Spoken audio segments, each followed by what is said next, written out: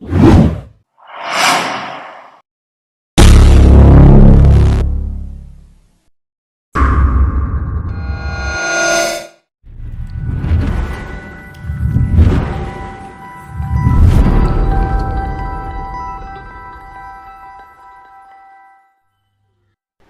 அலைக்கும் ஃப்ரெண்ட்ஸ். இப்போ கொஞ்ச நாளாக என்கிட்ட ஒரு சில பேர் கேட்ட ஒரு முக்கியமான கம்ப்ளைண்ட்டு, அதை பற்றி தான் இன்றைக்கி நம்ம வீடியோவில் பார்க்க போகிறோம். ஓகே ஃப்ரெண்ட்ஸ், நம்ம வீடியோக்குள்ளே போகிறதுக்கு முன்னாடி நம்ம சேனலை சப்ஸ்கிரைப் பண்ணாதவங்க சப்ஸ்கிரைப் பண்ணிக்கிறங்க, கூடவே இருக்க அந்த பெல் ஐக்கானே கிளிக் பண்ணிக்கிறங்க. ஓகே ஃப்ரெண்ட்ஸ், இப்போ நம்ம அந்த கம்ப்ளைண்ட்டு என்னங்கிறத பற்றி பார்ப்போம். அதாவது அவங்கெல்லாம் நல்ல ஹெல்த்தியான ஃபுட்ஸை தான் புறாக்களுக்கு போடுறாங்க. அந்த புறாக்களும் நல்லா சாப்பிட்டுட்டு குஞ்சுகளுக்கும் நல்லா தான் ஃபீட் பண்ணுதான். ஆனால் குஞ்சுக கீழே இறங்கி இறக்கொத்துற ஸ்டேஜ் வரும்போது இறந்து போயிடுது அப்படின்னு சொல்லி கேட்குறாங்க.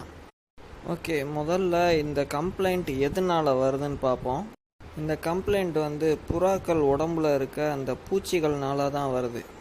புறா வளர்க்குற எல்லாருமே பார்த்துருப்பீங்க, புறா உடம்புல ஒரு மாதிரியான ஒரு பூச்சி சுற்றிக்கிட்டு தெரியும். அது கொஞ்ச நேரம் பார்த்தா தெரியும், மறுபடியும் ஓடி போய் அந்த புறாக்களுடைய இறகு கீழே ஒளிஞ்சுக்கிறோம். அது ஏன் அங்கே இருக்குன்னா, அது வேறு ஒன்றும் இல்லை, நம்ம உண்ணின்னு சொல்லுவாங்கள்ல, அதாவது மண்ணில் இருக்கும் உண்ணின்னு, அந்த நாய் இந்த மாதிரி உயிரினங்கள்லாம் கூட இருக்கும். அந்த உண்ணிக்கு தான் ரெக்க முளைச்சிருந்தா அந்த மாதிரி பார்க்க இருக்கும். அந்த புறாக்களுடைய உடம்புல இருந்து ரத்தத்தை உறிஞ்சி எடுக்கும். ஓகே, இந்த பூச்சிங்கள்லாம் எங்கேருந்து வருதுன்னு பார்த்தீங்கன்னா, நீங்கள் புறாக்கள் முட்டையிடுறதுக்கு மண் ஒரு டப்பாவில் கொட்டி வச்சுருந்துருப்பீங்க. அந்த மண்ணை ஒரு குஞ்சு பொறிச்சு ஒரு 10 நாள் ஆனதுக்கப்புறம் அந்த மண்ணை கிண்டி பார்த்தீங்கன்னா உள்ளே இந்த மாதிரி வெள்ளை வெள்ளை புழுவாக இருக்கும். இந்த புழுக்கள் தான் அப்புறம் கொஞ்ச நாள் கழித்து வண்டாக மாறும். ஒரு சின்ன கருப்பு கலர் வண்டு மாறும். அந்த வண்டு கொஞ்ச நாள் கழித்து மறுபடியும் அந்த பூச்சியாக மாறிடும். இதுக்கு முன்னாடி நீங்கள் பார்த்த அந்த மாதிரியான பூச்சியாக மாறிடும். இப்போ மறுபடியும் அந்த புறாக்களுடைய உடம்புலையே ஏறிடும். அதோடைய ரத்தத்தை உறிஞ்சி மறுபடியும் அது அந்த புறாக்களுடைய கழிவுலையே முட்டையிட்டு அந்த முட்டை தான் மறுபடியும் இந்த புழுவாக மாறும். ஸோ இது ஒரு சைக்கிளாக திருப்பி திருப்பி நடந்துக்கிட்டே இருக்கும். இதில் இந்த குஞ்சு இறந்து போகிறதுல 2 காரணம் இருக்குது. ஒன்று, அந்த ஈக்கள் கடித்து ரத்தத்தை உறிஞ்சி அதோட சத்தை ஃபுல்லாக எடுத்துக்கிறதுனால ஒரு விஷயம், அந்த குஞ்சுகள் இறந்து போயிடும். ரெண்டாவது ஒரு சில நேரங்களில் அந்த வண்டுகள் புறாக்களுடைய குஞ்சுகளுடைய இறப்பையில் கடித்து ஓட்ட போட்டுரும். அது மூலமாகவும் அந்த புறா குஞ்சுகள் இறந்து போயிடும். அடுத்ததாக பார்த்திங்கன்னா, புறாக்களுடைய இறகுகளில் இந்த மாதிரி கொஞ்சம் நீளமான பூச்சிகள் இருக்கும். இதனால புறாக்களுடைய குஞ்சுகளுக்கோ எந்த பாதிப்பும் இல்லை உசுருக்கு. ஆனால் இதால் ஒரு சில பாதிப்புகளும் இருக்குது. அதாவது என்னென்னா, இந்த பூச்சிகள் புறாக்களுடைய இறகுகளை இருந்துக்கிட்டு அந்த இறகுகளை ஃபுல்லாக கடித்து சாப்பிட்ரும். அதனால் அந்த இறகுகள் ரொம்ப கம்மியாகிடுறதுனால சில புறாக்களுக்கு நீங்கள் பார்த்துருப்பீங்க, வெறும் அந்த நடுவில் இருக்க குச்சி மட்டும்தான் நிற்கும். அந்த மாதிரி இருக்கும்போது புறாக்களால் சரியாக பறக்க முடியாது. அதே மாதிரி ஒரு சில நேரங்களில் நீங்கள் புறாக்களுக்கு இறகுகளை பிடுங்கி விட்டுருந்தாவோ இல்லை அதுவாக உளுந்து முளைக்கிற டயத்துலையோ இந்த பூச்சிகள் போய் அந்த வளர்ந்துக்கிருக்க அந்த இறகுகளை சாப்பிட்ருச்சுன்னா அந்த இறகுகள் அப்படியே வளர்ச்சி இல்லாமல் அப்படியே நின்று போயிடும். திருப்பி அது வளரவும் செய்யாது. இந்த இறகு பூச்சிகள்லாம் மேக்சிமம் ஒயிட் கலரு அல்லது ப்ரௌன் கலர் புறா, இந்த மாதிரி கலர் புறாக்களில் தான் அதிகமாக இருக்கும். சப்ஜா குளுதாரு இந்த மாதிரி பேசிக் கலர் புறாக்களில் இருக்காது. ஓகே ஃப்ரெண்ட்ஸ், இவ்வளவு பிரச்சனைகளை தரக்கூடிய இந்த பூச்சிகளில் இருந்து நம்ம எப்படி விடுபடுறது அப்படிங்கிறத பார்ப்போம். ஓகே ஃப்ரெண்ட்ஸ், இந்த பூச்சிகளை கொல்றதுக்கான மருந்து என்னன்னு பார்த்தீங்கன்னா பூட்டாக்ஸ் அல்லது பீட்டாங்க் அப்படின்னு சொல்லுவாங்க. நீங்கள் வெட்டினரி மெடிக்கல்லாம் கேட்டிங்கன்னா பூட்டாக்ஸ்ன்னு கேளுங்க, தருவாங்க. இந்த மருந்தை நம்ம யூஸ் பண்ணும்போது ரொம்ப கேர்ஃபுல்லாக யூஸ் பண்ணணும். இது அளவு எவ்வளோ தண்ணியில் கலக்கணும் அப்படின்னு பார்த்தீங்கன்னா 1 லிட்டர் தண்ணிக்கு 1 ml, அதுக்கு மேலே நம்ம கலக்கவே கூடாது. இப்போ உங்கள்கிட்ட ஒரு 20 புறாவுக்கு மேலே இருக்குதுன்னா ஒரு 10 லிட்டர் தண்ணிக்கு 10 ml கலந்து வச்சுக்கிறோங்க. இதை நான் ஏன் ரொம்ப கேர்ஃபுல்லாக யூஸ் பண்ணணும் அப்படின்னு சொல்கிறேன்னா, இது இந்த தண்ணி புறாக்களுடைய கண்ணில் பட்டாவோ இல்லை வாய்க்குள்ள போனாவோ, கண்ணில் பட்டுச்சுன்னா கண்ணு வலி வந்த மாதிரி பொங்கிரும். அதே மாதிரி வாய்க்குள்ள போச்சுன்னா அஜீரண கோளாறு ஏற்படும்.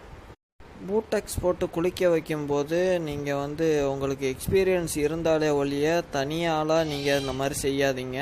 எப்போவுமே 2 பேர் இருந்தால் தான் நீங்கள் இந்த விஷயங்களை செய்யணும். நான் ஏன் 2 பேர் இருக்க சொல்கிறேன்னா, சப்போஸ் நீங்கள் கொஞ்சம் கேர்லெஸ்ஸாக விட்டு அந்த புறா டக்குன்னு தலையை தண்ணிக்குள்ளே ஒட்டிடுச்சுன்னா அது அஜீரண கோளாறு ஏற்படக்கூடிய வாய்ப்பு இருக்குது. சரியாக ட்ரீட்மெண்ட் பண்ணலைன்னா அந்த புறா இறந்து போகவும் வாய்ப்பு இருக்குது. நான் இந்த வீடியோவில் செய்கிற மாதிரி ரொம்ப கேர்ஃபுல்லாக அந்த இறகுகள் ஃபுல்லாமே எல்லாம் நல்லா நனைஞ்சிருக்கிற மாதிரி பார்த்துக்கிறேங்க. சப்போஸ் நீங்கள் சரியாக அதை நினைக்காமல் விட்டுருந்தீங்கன்னா அதில் இருக்க 1-2 பூச்சிகள் கூட மறுபடியும் பெருகி மறுபடியும் நீங்கள் அவ்வளோ தூரம் கஷ்டப்பட்டதுக்கு ஒரு பிரயோஜனமே இல்லாமல் போயிடும். இந்த விஷயத்தில் நான் குறிப்பாக இன்னொன்று சொல்லணும்னு நினைக்கிறேன். அது என்னன்னா, நீங்கள் இந்த மருந்து போட்டு குளிப்பாட்டுறதுனால அந்த மருந்தில் உள்ள வீரியம் ஜாஸ்தியாக இருக்கிறதுனாலையும் அந்த புறாக்களுக்கு கண்டிப்பாக அரிப்பு ஏற்படும். அடிக்கடி சொரிஞ்சிக்கிட்டே இருக்கும்.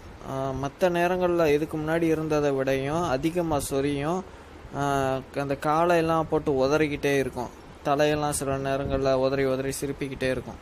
கடைசியாக எல்லா புறாக்களையும் குளிப்பாட்டி முடித்ததுக்கு அப்புறமா நீங்கள் அந்த தண்ணியை வேஸ்ட் பண்ணாமல் ஒரு ஸ்ப்ரே பாட்டிலில் எடுத்து அந்த தண்ணியை ஃபுல்லாமே அந்த கூண்டுக்குள்ளே அந்த அதாவது அந்த ஆப்பிள் பெட்டிகள்லாம் வச்சுருப்பீங்கள்ல, அந்த பெட்டிகளுக்கு உள்ளே ஃபுல்லாமே ஸ்ப்ரே பண்ணி விட்ருங்க. அப்போ தான் அதில் இருக்க அந்த பூச்சிகள் அந்த புழுக்கள்லாம் செத்து போயிடும். அடுத்த தடவை நீங்கள் மறுபடியும் பூட்டெக்ஸ் போட்டு குளிப்பாட்டக்கூடிய நேரமும் உங்களுக்கு மிச்சமாகும்.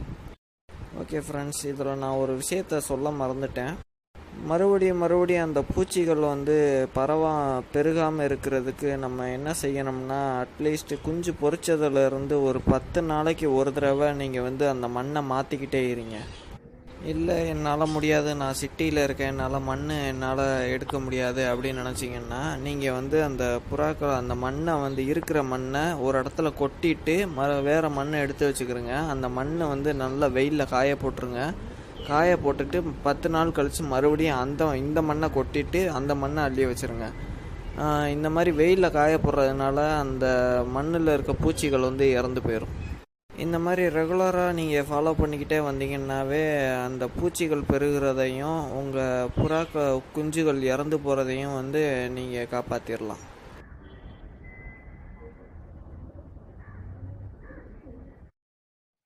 ஓகே ஃப்ரெண்ட்ஸ், வேறு ஏதாவது டவுட்ஸ் இருந்துச்சுன்னா கமெண்ட் பண்ணுங்கள். அதுக்கான ரிப்ளை நான் கண்டிப்பாக பண்ணுறேன். இந்த வீடியோ பிடிச்சிருந்துச்சுன்னா லைக் பண்ணுங்கள், மற்ற ஃப்ரெண்ட்ஸுக்கும் ஷேர் பண்ணுங்கள். மறக்காமல் சப்ஸ்கிரைப் பண்ணி நம்ம சேனலை சப்போர்ட் பண்ணுங்கள்.